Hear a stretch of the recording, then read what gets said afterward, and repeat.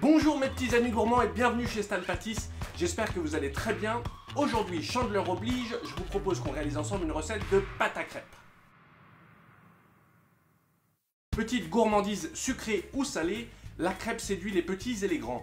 Mais d'où ça vient de manger des crêpes pour la Chandeleur et au fait, c'est quoi la Chandeleur? Il s'agissait à l'origine d'une tradition païenne qui a perduré en France sous le nom de Festa Candelarum. Elle consistait à allumer des chandelles à minuit en symbole de purification. Ça d'accord, mais pourquoi les crêpes? Eh bien, on célébrait le début des semailles d'hiver et utilisait la farine excédentaire pour confectionner des crêpes, symbole de prospérité pour l'année à venir. Ego vere similis uiu fraternium. Mais attends, tu parles latin toi? Oui, enfin, il a juste dit qu'il appréciait ma robe. J'ai fait l'effort de m'adapter à l'invité. Cimer, poteau. Bon allez, trêve de politesse, enfile ton tablier, c'est parti, je t'explique la recette. Alors sache que je te donne les proportions pour une quarantaine de crêpes, tu peux bien sûr diviser par 2. Il va nous falloir 8 œufs ou 8 œufs, je ne sais pas comment on dit, 1 litre de lait entier de préférence, 500 g de farine, 100 g de beurre et enfin des aromates, pour ma part, fleur d'oranger et rhum. Alors la première étape pour une bonne pâte à crêpes, c'est de tamiser la farine, ça évitera la formation de grumeaux. Tu la tamises au travers d'un tamis ou d'une passoire, bien sûr, tu n'es pas obligé d'en mettre partout comme moi. Ensuite, tu vas former un petit puits à l'aide d'une cuillère à soupe afin de faciliter l'incorporation des ingrédients. Une petite pincée de fleur de sel et c'est parti pour le cassage des œufs. Alors je te le mets en accéléré parce que 8 œufs à casser, forcément, ça prend du temps. T'as entendu ça? C'était le crépitement du beurre noisette.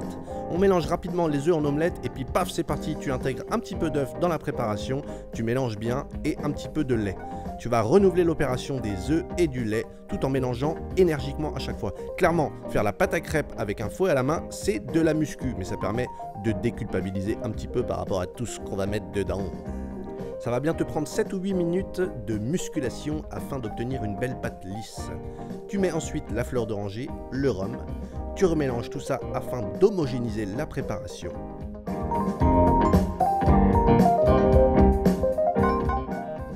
T'as plus qu'à incorporer le beurre noisette refroidi dans la préparation. Il faut surtout pas le mettre d'un coup, sinon ça va forcément faire des dégâts. Donc tu mets petit à petit et tu remues et tu remues et tu remues. En fait, t'arrêtes de remuer quand tu as mal au bras.